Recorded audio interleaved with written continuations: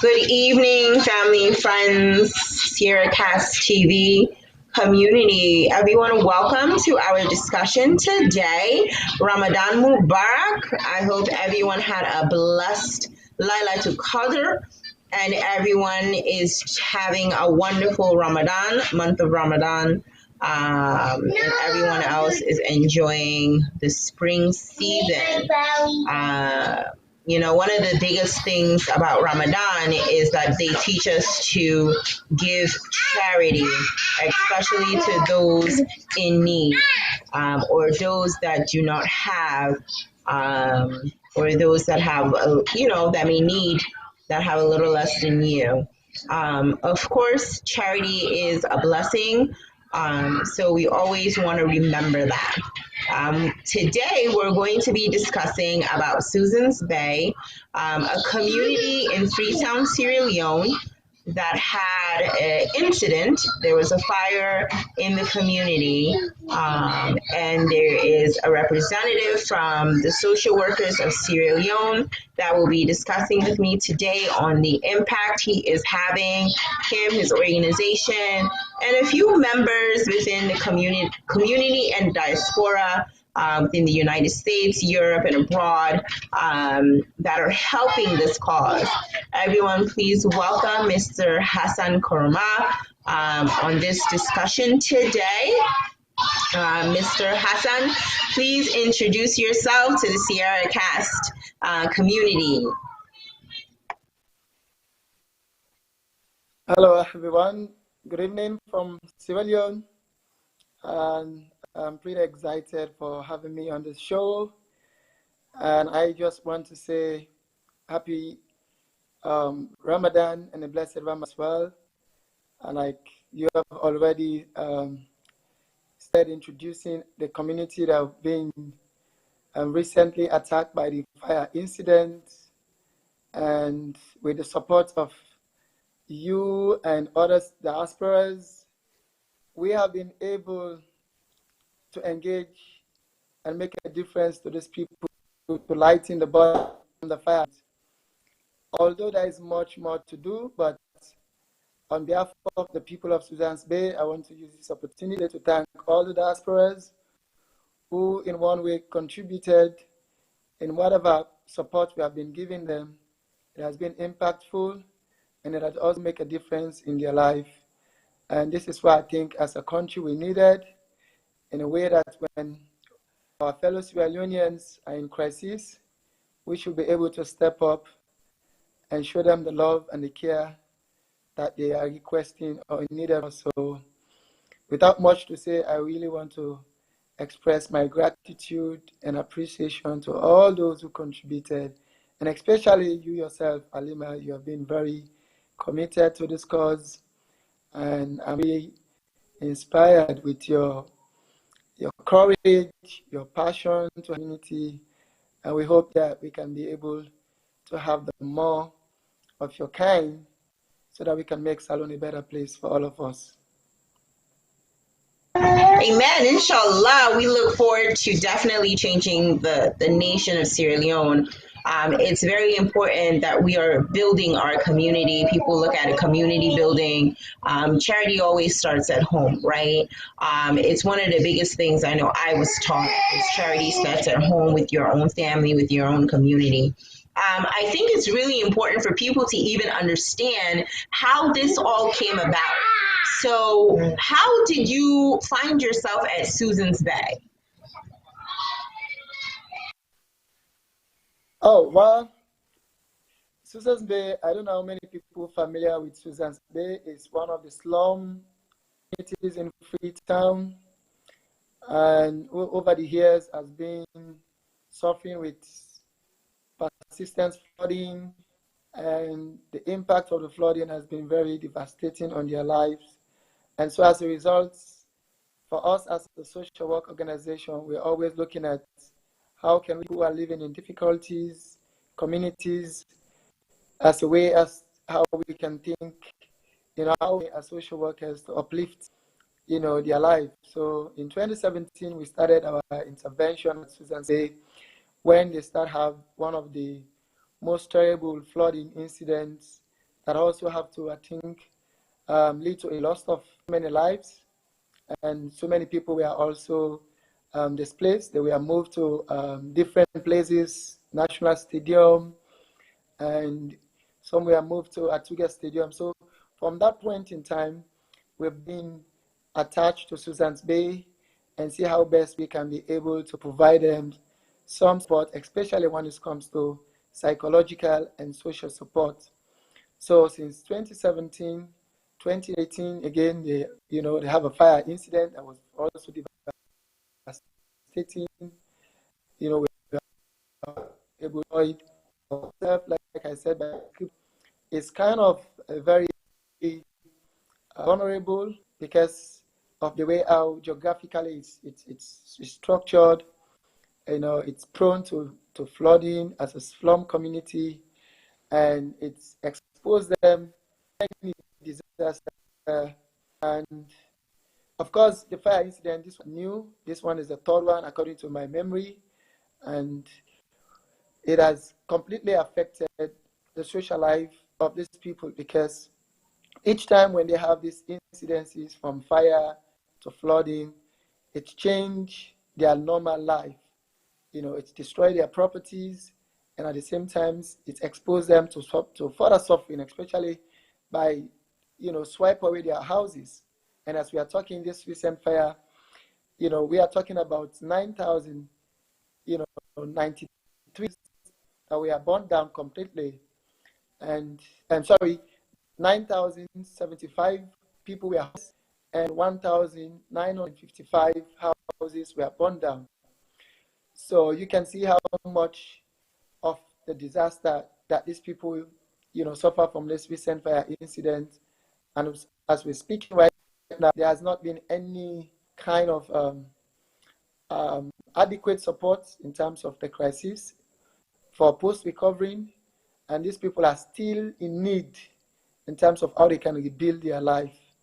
So with our movement, through the support of the Salone Support Group, so far these people have been, not all of them, but the people we have been able to, especially our girl shelter, which was so much, at the point in time when the fire occurred, there were so many worries in terms of the girls, women, as we all know, normally when they kind of called, not more about the disaster, more, but in terms of their safety, in terms of how more they can be in a more safer way to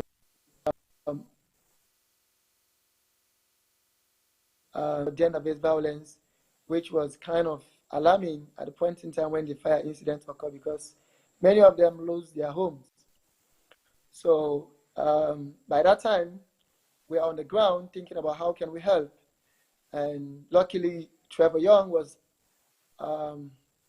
country, and he was able to team up with a particular day on the ground, and we are able to secure the safe space for 72 girls, which the Salone Support team was so much instrumental in terms of keeping this home so that these people can be safe and at the same time can have a place that they can just, it's not kind of comfortable, because you can imagine having 72, different people in two different rooms.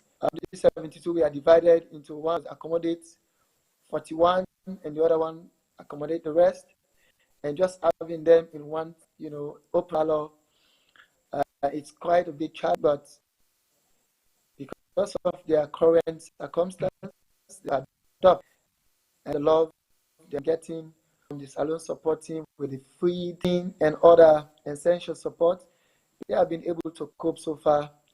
But I think as any, they're most matured, they're and they're still looking for their own privacy. They are still looking for their own, way how they can have their own space, so that they can independent as we are in terms of the transition. But I'm so far they are really appreciated, because considering the fact that where the fire, position them and where they are now is different. So more like anticipating for more better, but they think they have been getting enough attention and care and support somehow has been able to reduce in terms of their psychological worries and for the future.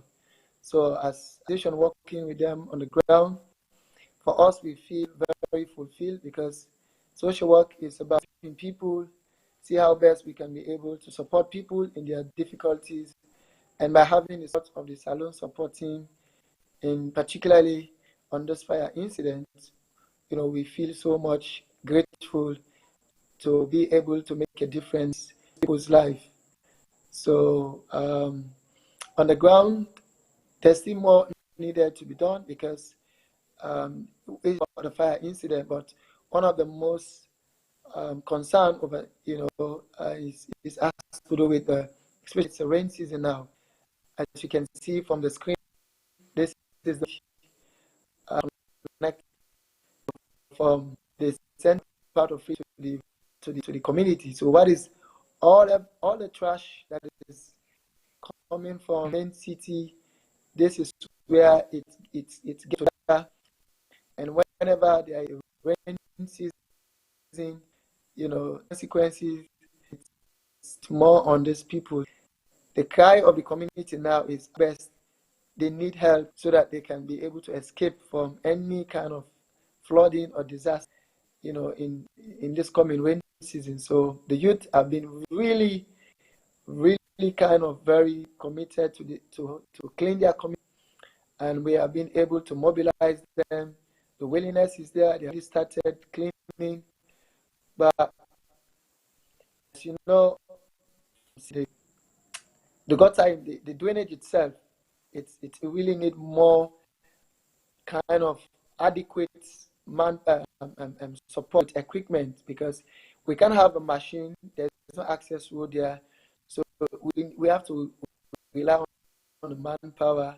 The manpower, one of the critical things that is needed here, is having proper load, because we have to looking at just in the 4 days when these guys started, with what we provide with the rain boots, pickaxe, shovel, but without having a proper repairs, we experience some kind of health difficulties with them. Some develop some cold, some develop other, health complications. So because of they don't have the proper equipment that they need. So I think for right now, that is where the situation of the community. In one hand of the fire incident, they're still looking for rebuilding their life, but looking at the structure of the community, how they can be living in a way, especially from the rain season, as to how to clean it. Once the drainage is clean, then the water can be just passed through in a more smooth way without causing any disaster for them. So if we are to highlight Susan's Bay on this station, yes, they have been suffered from the fire incident, which so many are still looking forward to rebuild their life. But moving forward as a community, one of the most concern they have now is not about the fire incident anymore, but it's the rain, which is almost on the corner, and we have still started having, like yesterday, we have a very a massive rain, which caused so many disasters. I can't imagine how they were able to cope down there. So if whatever way we think we want to save life, we want to save the peoples in Susan's Bay, one key area right now is to support them to clean their drainage. And the only way we can do that is to provide adequate equipment that these young men who have already surrendered themselves, they have been giving themselves to clean, if they have equipment that they need. And the government, So Hassan, they're still looking for how they can mobilize. So Hassan, before we even go into how the government has been helpful, whether they've stepped up in the initiative to reach out to help the community of Susan's Bay, let's just talk about the support team. So we have a support team that's been established. There is a donation through PayPal, which is tax deductible. So please reach out to Lift a Village through PayPal to send any kind of donation you have. No amount is too small, okay? Or you can reach out to myself or Hamjat, the producer here at Sierra Cast TV, or Hassan himself, and we will give you the directions or the information in order to be able to donate. I think that's one of the biggest things we need to touch base on, that we do need the community around the world's help. Right? There are so many places around the world that may look like Susan's Bay, right? But we need people that can step up to assist their own community. So we are reaching out to everyone around the world that Susan's Bay of Freetown, Sierra Leone is looking for assistance in order to help these people that have suffered from a fire incident. And then they're also dealing with regular flooding during the rain season, from garbage that's been placed there, and it looks like these are decade-old garbage. So, of course, this has been cementalized, if that's a word, into the ground, from rubbish to plastic to soda cans, soda bottles, water bottles, right? All types of garbage is there. And the community now has stepped up to say, yes, we want to help clean our own community, but we need the resources. We need the adequate material, not just the pickaxes and shovels, but we need fisherman gear, right? Because these young men are going into dirty waters. Imagine, it's like swamp water. It's not clean, right? And you're thinking of all types of diseases that may affect these young men as they go into this water. So we're looking at gear that can protect them from their feet all the way up to their chest, cover them as they're submerged in this water and trying to get this garbage up from the ground. So we're reaching out to people around the world. You have the resources, please reach out to us. You're able to assist us, right? So that's the biggest thing right now to clean up. And then again, do you have the means to help these young women in this shelter find something more hospitable? Because right now the home that they have is just makeshift. It's something that's been made just temporarily for them to stay in order not to sleep on the ground outside where their homes were burnt. Please, we're pleading to the community, anyone that has information in order to assist us, please reach out, right? Moving on, so Hassan, with the resources that you've been able to acquire, how much work has been done with cleaning the gutters? I mean, the guys have been really very, very much, hardworking, if I may, put it that way, because just look at the gutter himself. That is a highly deep gutter that was really, dig some back so that it can create a smooth flow of the water. But the garbage has almost occupied the gutter, and you can't imagine, the kind of amount of energy this guy has been put in place just to, clear these garbages.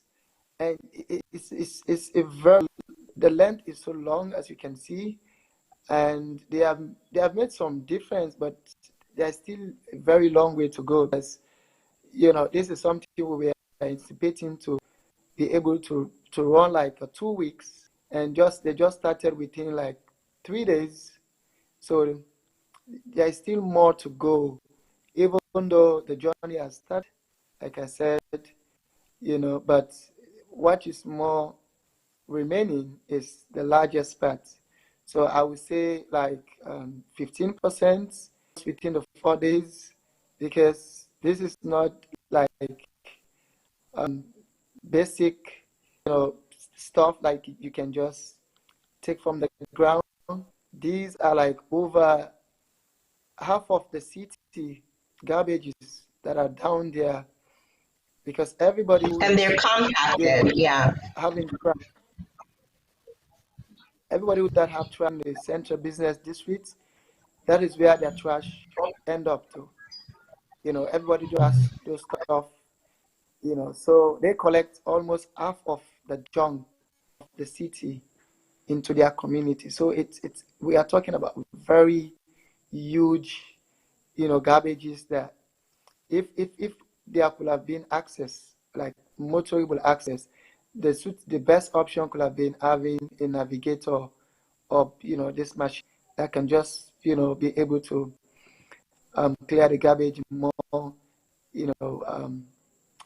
easy manner. But with the manpower, I mean, it's really required a lot. And these guys, I can't really imagine how they have energy, and just the garbages themselves, even myself being there, looking at, what I'm from the drainage, I can't imagine that.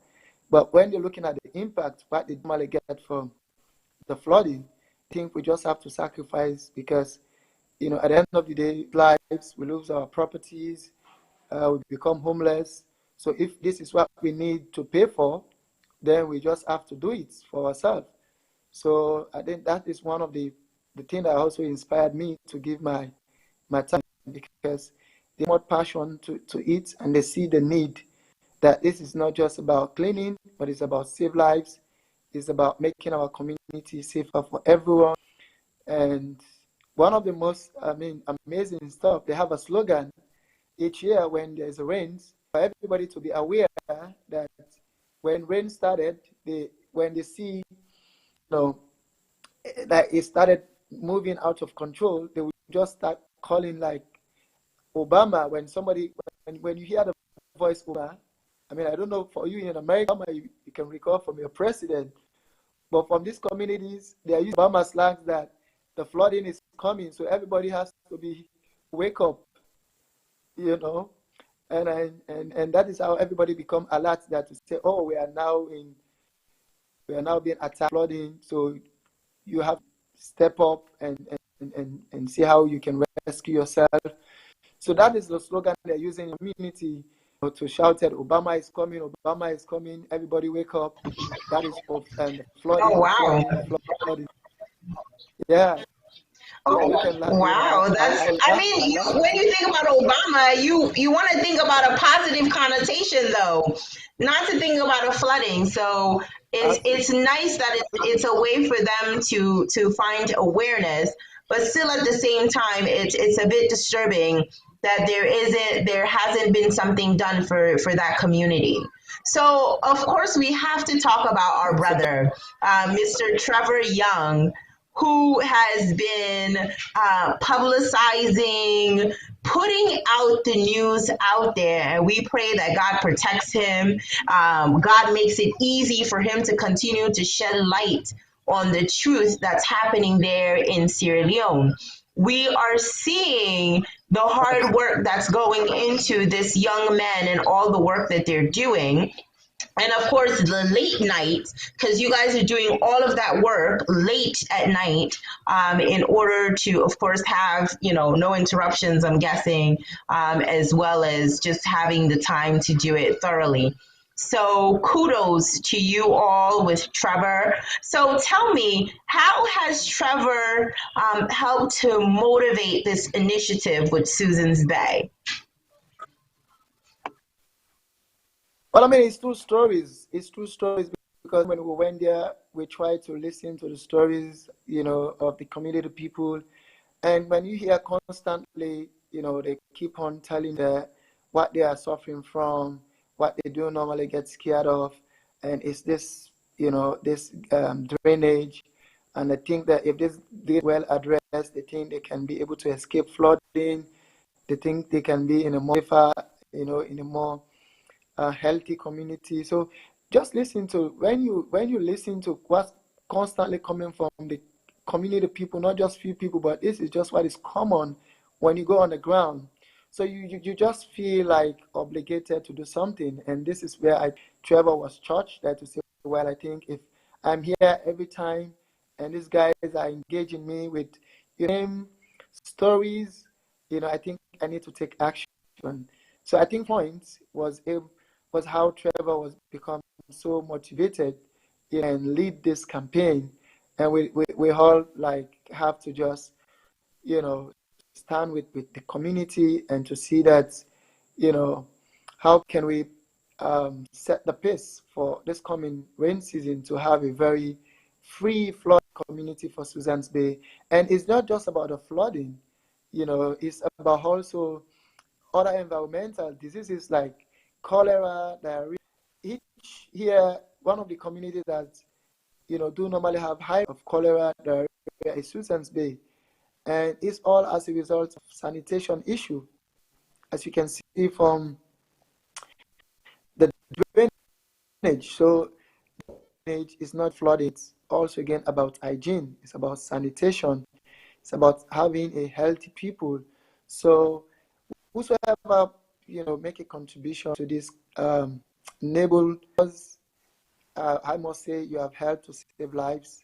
And I think if we believe in saving, this is one of the causes that we need to be support. And we are just we have other option, but to stand with this community to see that they are able to achieve this year resolution for them to have a free flooding community, because it has never been when we have rain season that this community have not been suffering from flooding, have not been suffering from cholera, diarrhea, and so many death has been occurred because of the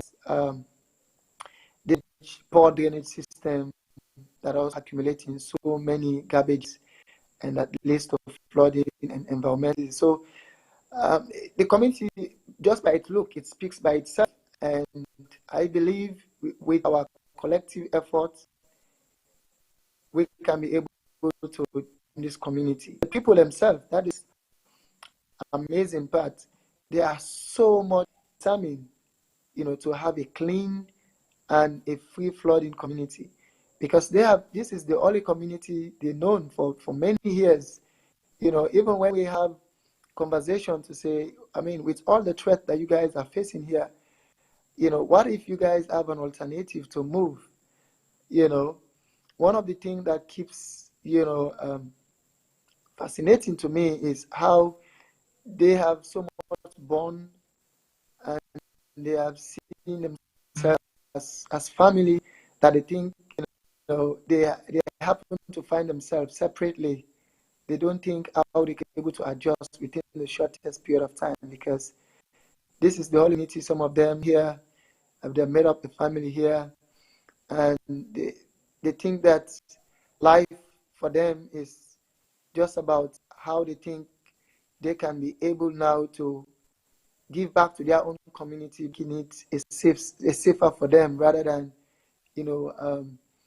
going elsewhere, which they think they find it very difficult to adjust and again integrate in that community, which they don't even imagine, where can find themselves. Because at the end of the day, everybody is thinking about, how do I start a new life?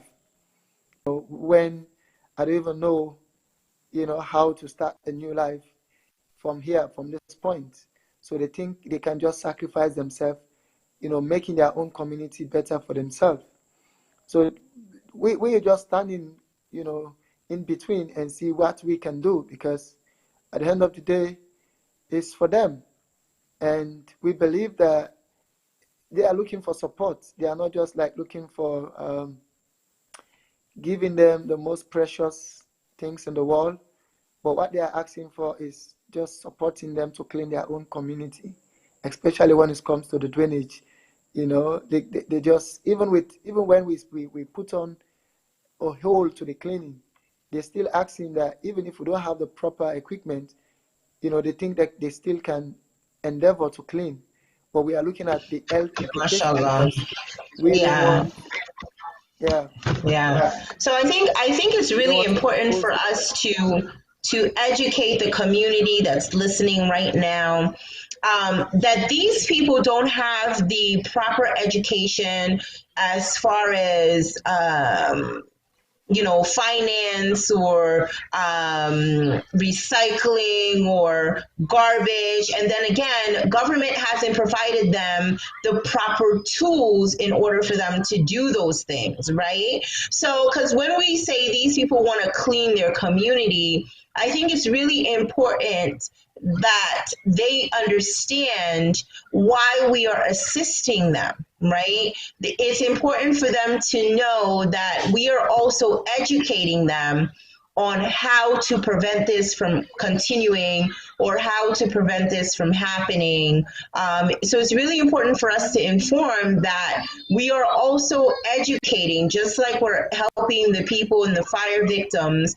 The support group is helping to educate the children, is educating the young women about finances, all these different things that us abroad get right in school. So these the people within the community, we are now trying to help them in educating them on the basic skills and knowledge that they need to continue building their community. You're right. Right. Education is key.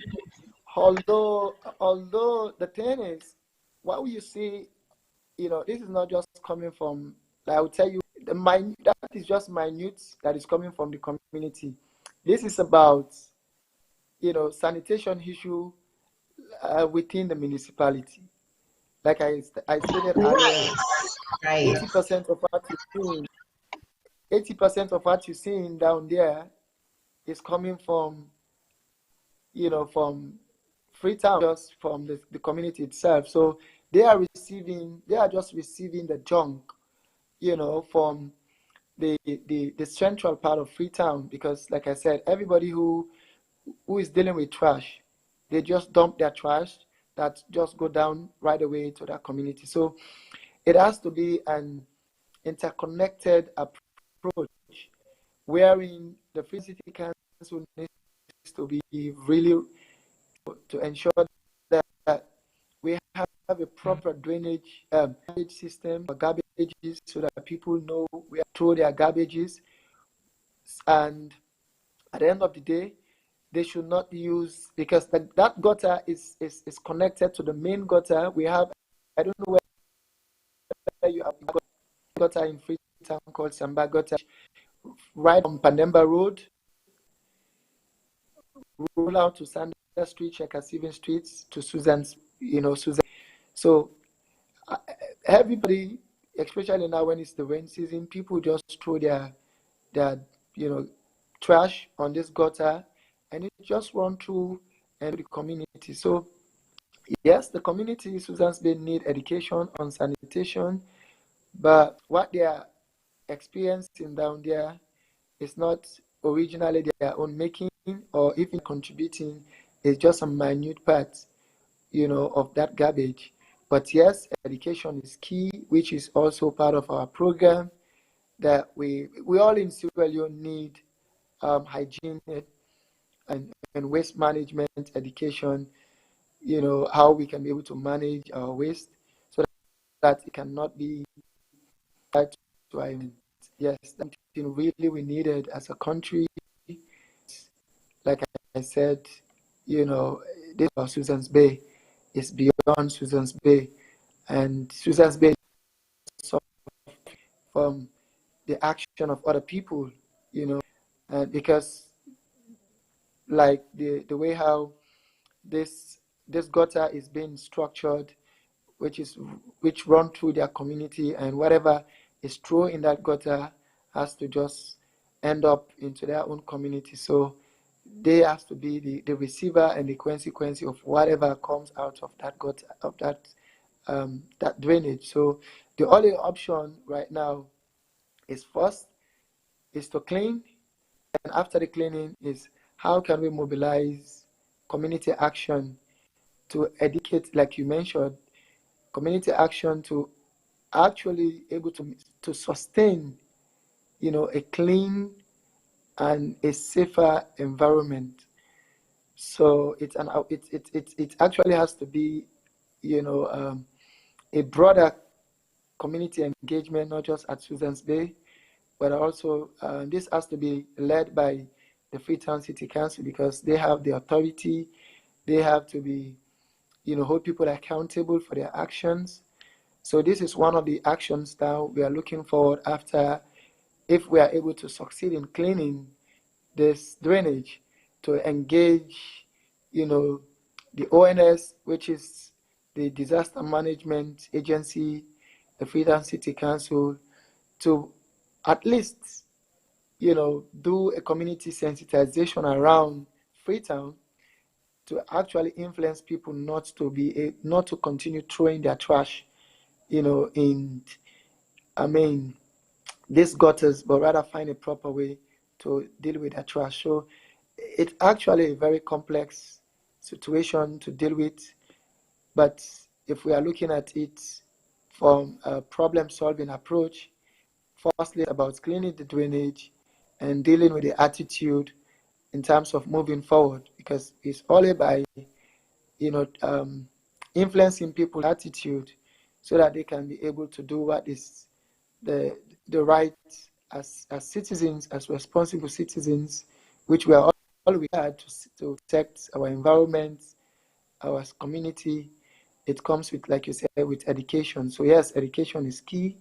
Education is key, and which it's a partnership approach. We need governments to really be part of this, so that they can all citizens accountable for their actions, but at the same time providing them first. How can we manage?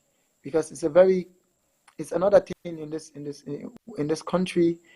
When you move around, you hardly find a proper place where you can place your trash. We really have to find a way how we can manage our trash. That is a very, very big challenge in terms. So it's a whole thing that Freetown City Council will have to find strategies, because every land has been utilized. Before, we used to have place where they secure for dump sites. Right now, we only have dump sites in Kisii, in Kintom, and they are so far away. They are so far apart. So people just find this easiest way to throw their trash. So it's first of all, it's how people can easily throw their trash, so that they don't use the easiest way that can be harmful to the environment. So it's a really kind of complex situation, but there is also again a solution to it. If as a country as a whole we are serious about it and just make the necessary sacrifice in terms of attitude, in terms of investment, which whether it comes from government or private sector, but we all have a role to play in this if we want to have a safety and a healthy community. Yes. So now let's talk about the government. Of course, the government is such a touchy subject for everyone.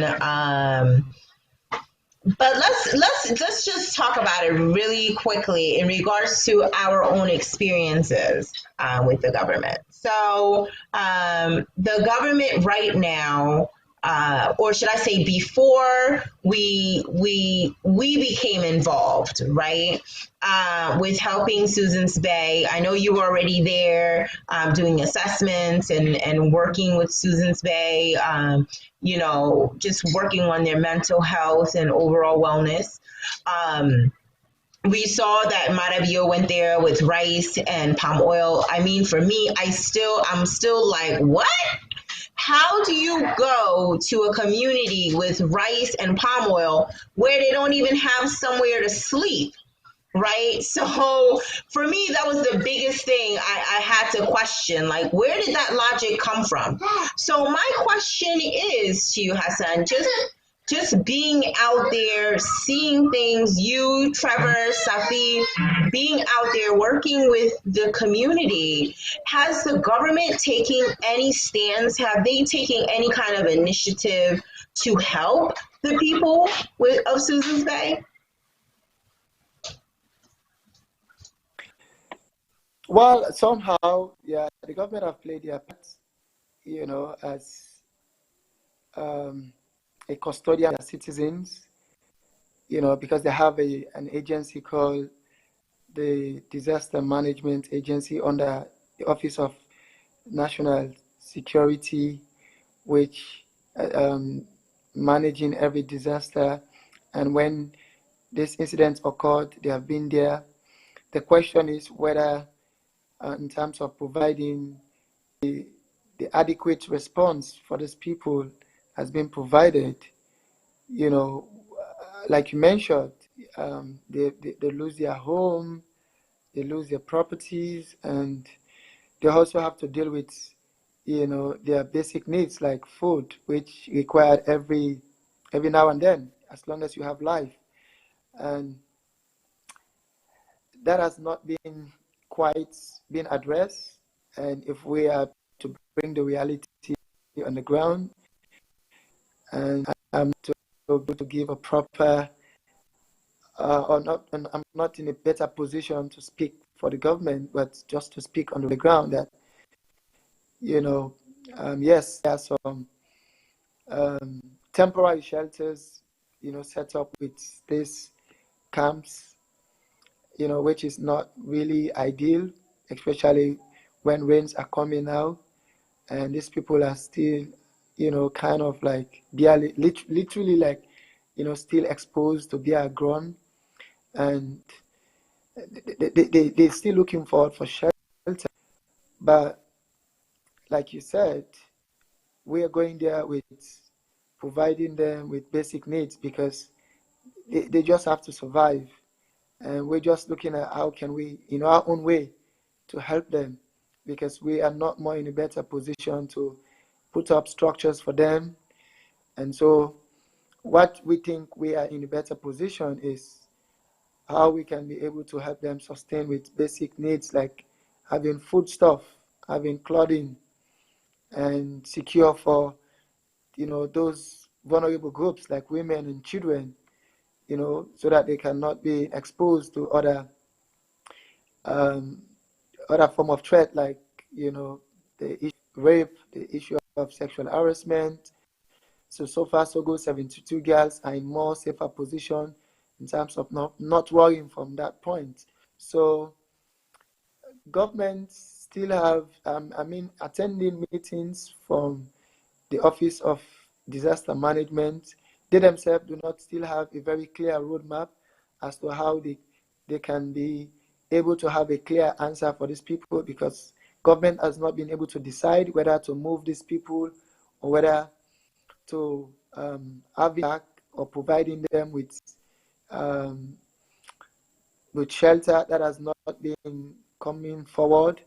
NGOs, other NGOs has been pledging to help few family members, in terms of rent, but the gap is still huge in terms of the total population that are affected by the crisis. So right now there has not been any clear answer, and there hasn't been any adequate support on the ground besides material need with food, with clothing, that has been so far supportive from community people. But what the people are still looking for is to rebuild their life, whether, with providing them with material or build their community, build their shelters that have been lost, that has still not been, happening on the ground. And we don't know what the government is planning, whether to relocate them, because that is a conversation we are getting from meetings. The government is planning to relocate them. Where they are planning to taking them is still not very clear yet. But the people are still living there in their own way. And I think all that what they are looking for is how people can support them at this point in time. Even though the needs are so very, are so, I mean, you don't know where to start, because you're looking at shelter, Yeah. which is one of the, you look That's at the biggest shelter, thing. which is Yeah. the big problem, and then you look at the drainage, which is also again a very crucial thing that they need for them to have a safer community. And then you also look at the people themselves, what they have lost, how they think they can be able to stand. Most of them, they are business people. They have lost their businesses on this fire incident. So you look at it, as a private or as an ordinary citizen. When you come in to help, you just look at in your own way, like, okay, with all the problem that's been presented, from shelter to community, hygiene, to livelihood, you ask yourself, where am I in a better position to help these people? Am I in better position to provide them shelter? Am I in better position to provide livelihood?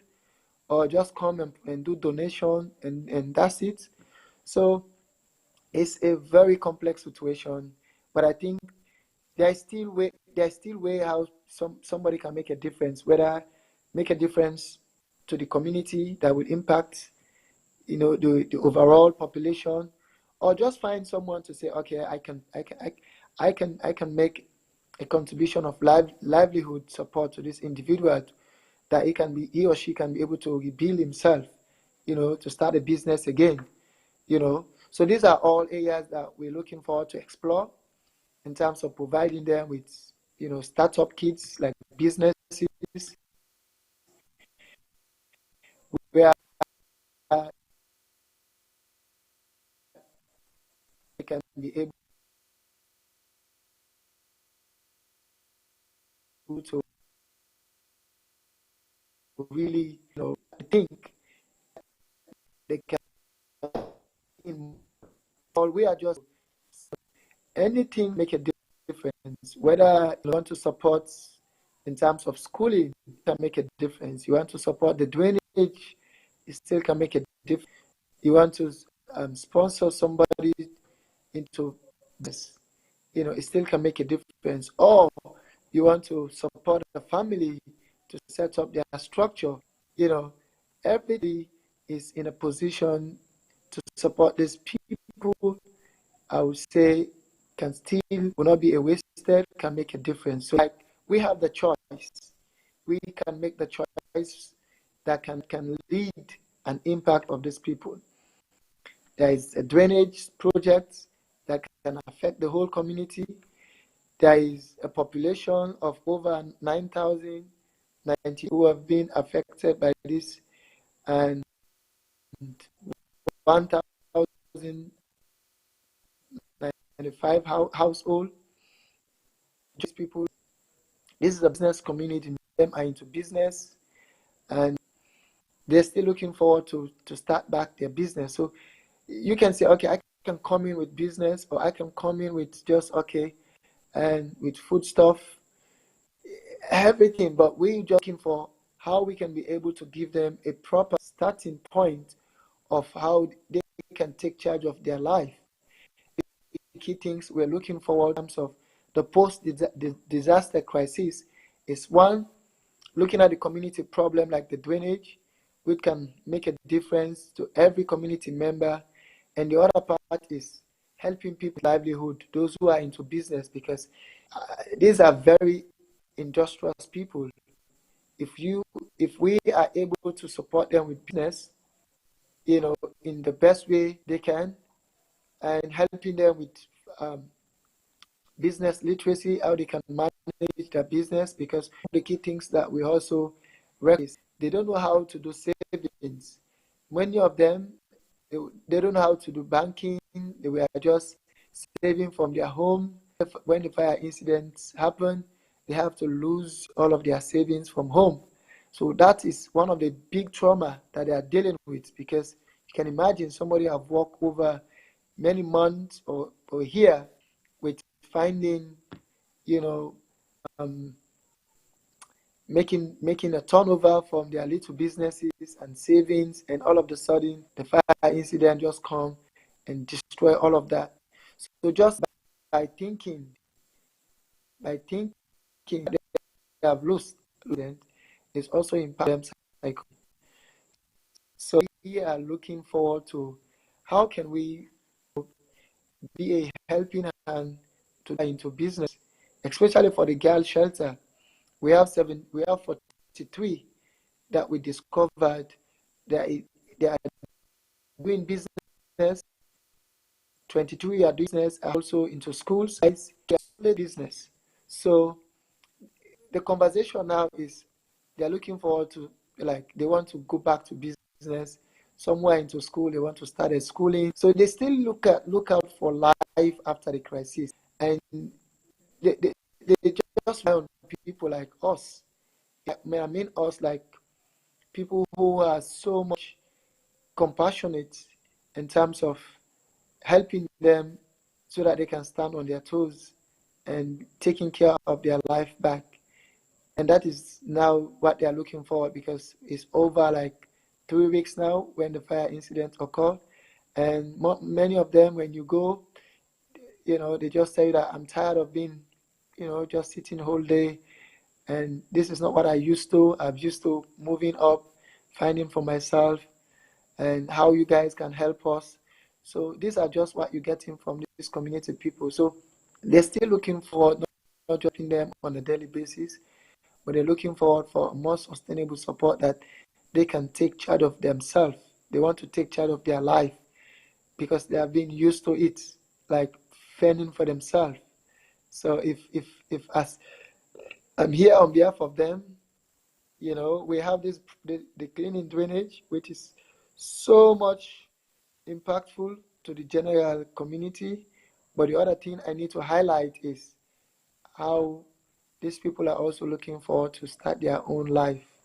They're looking forward to doing their own business as they used to, and whatever way people can chip in. And they are not actually looking for kind of big capital.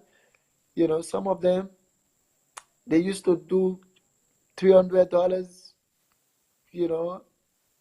businesses, because they are into buying and selling. So that has like not much of money.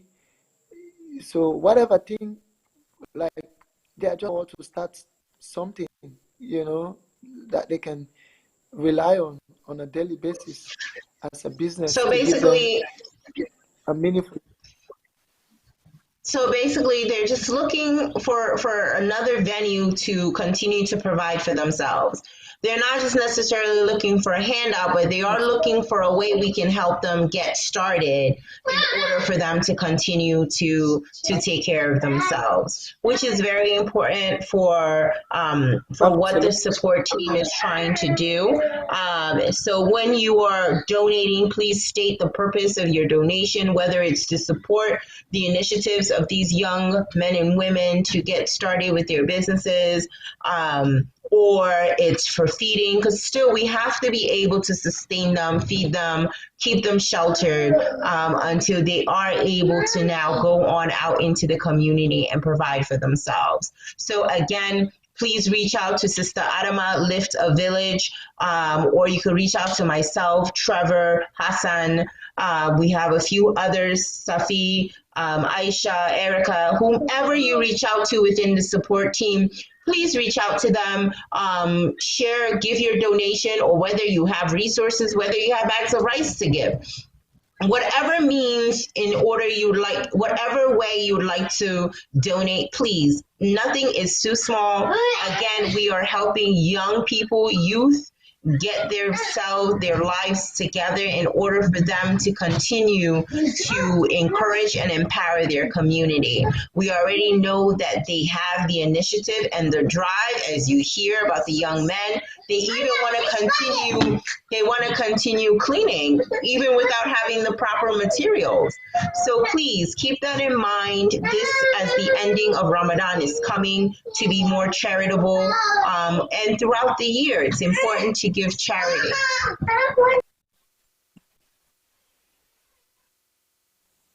So to you, Mr. Hassan, as to the general public, as a social worker, what does it take to change your community? What does it take to help your community become a better place? Or what does it take to help the youth within your community work together? What does it take to help a community stay together? As we hear, they're thinking about relocating these people, and unfortunately, it's sad. We've had floodings in Louisiana, in South Jersey. We had so many large floods and different natural disasters that have occurred. But it's hard to move away from your community, especially because you're used to that environment. You know that environment, you know the people. So what will it take, or what do you think it takes to help a community rebuild? I mean, I can use you and so many other diasporas who has been very supportive, and the young men on the ground, that if you connect, you just need to connect to unity to recognize that I am part of this community. And if I am part of this community, how will I make a difference? Will I contribute meaningfully? What do I have to make a meaningful contribution? So that's why I say, like, you're not in Susan's Bay, but you're from Sierra Leone. And because you are from Sierra Leone, you are able to connect to yourself that to say, my country is in crisis, my fellow Sierra Leoneans are in crisis, and I need to make my own contribution. So that you need to relate, connect, you need to feel yourself that you're part of a community that's in need, and that in whatever way, the young men, they think they are blessed with energy, they are blessed with the willingness, and make the commitment to say, whatever support we have from an external side, we can clean our community, because this is the only community we have. The same thing goes to you and so many other diasporas, that you can be busy with your work, you can be busy with your kids, you can be busy with your family, but you make a decision to say, no, I still need a time for my community out there, which is Susan's Bay, to make my own contribution that can make a difference to their life. So that is just what we need. You know, if we want to rebuild our communities right across the world, is to connect to yourself. Don't separate yourself because of your status, because you are in America. You know, you need to connect to your community, to your country, to your nation, because at the end of the day, when the news is read, when the news is read in BBC, it says Susan's Bay community in Sierra Leone, and someone might just tap on your back to say, oh, I'm here in your country, Sierra Leone is mentioned in the news. There's no way you can, you know, wipe out that off, because you are from Sierra Leone. So connect yourself in one way you can, whether by giving, by advocating, whether by, you know, just look at yourself. You know yourself better than any person. Like, I have been so much inspired by you, sister. You know, most of the time, your prize messages of donation, you know, I just ask myself, like, if you are all the way out there giving yourself your time, and this is one of the things that just giving me a motivation to say, I can still wake up at 7, be at Susan's Bay, to make myself available to these people and also give my own contribution. We are just inspired by you guys, by the community people themselves. And as social workers, we are just obligated professionally provide our professional service to these people. So if we are having both a supportive team from you guys and having the willingness from this community people, so it makes our work somehow easier for us. So we are doing on more of this kind of community action, that this is the only way we can be able to rebuild our community, when we all come on board in different ways, based on individual strength, based on our own individual capacity to make a difference. And you guys have demonstrated that. The youth in the community have demonstrated that, to say the only way to rebuild a community is by you connecting yourself to the community and look at yourself to say, okay, I cannot go down to that gutter to clean, but I think I can buy a protective gear for the young men who can go there and make a clean community. So in that way, we cannot measure in our community in a horrible way in the news, but we can be able, with the narrative, or be more positive rather than going for or fighting so many things. So my calling, my definition to rebuild community is by connecting yourself to a community. See yourself as the community, and the community can also recognize you, because at the end of the day, we have the choice to look at the community we want, the Sierra Leone we want, the Susan's Bay we want. We have that choice, not the community itself. Yeah, very true. So for me, I want to thank Mr. Trevor Young, my brother. We grew up around the same area. So I probably knew him when I was a little kid, but as you get older, you all go different ways and different walks of life. Excuse me.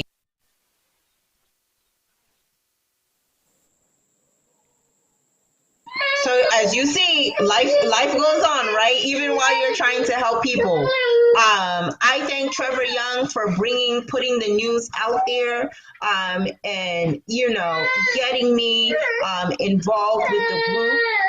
It's very important for me to help the youth, because for me, I know that the youth are our future. Just like my parents' generation, they encouraged us to take lead in our community when we were younger.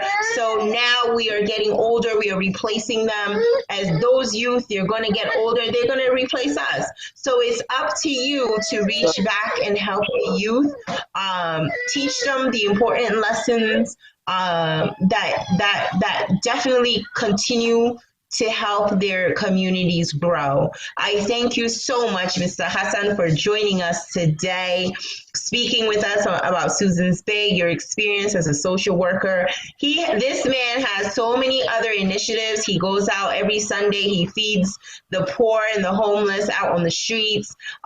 He helps out other different projects, from masjids to other communities around the area. So please, any amount, no amount is too small. You have gently used clothing you would like to send back home, please reach out to me. I will be shipping in the next month with another brother that's willing to help the community. Please reach out to us to help and assist us in this initiative and in this cause. We thank Hamjat and Sierra Cast TV for always being willing to put the news out there to help us share the word in regards to our community, Sierra Leone. Everyone have a blessed Eid. Have a wonderful evening. May Allah accept our fast and grant us all of the goodness in the dunya and in the akhirah. Happy Mother's Day to all the mothers around the world. As you hear, mommy never gets a moment. So wishing everybody a happy Mother's Day. Enjoy your evening and farewell. Thank you for listening to us this evening.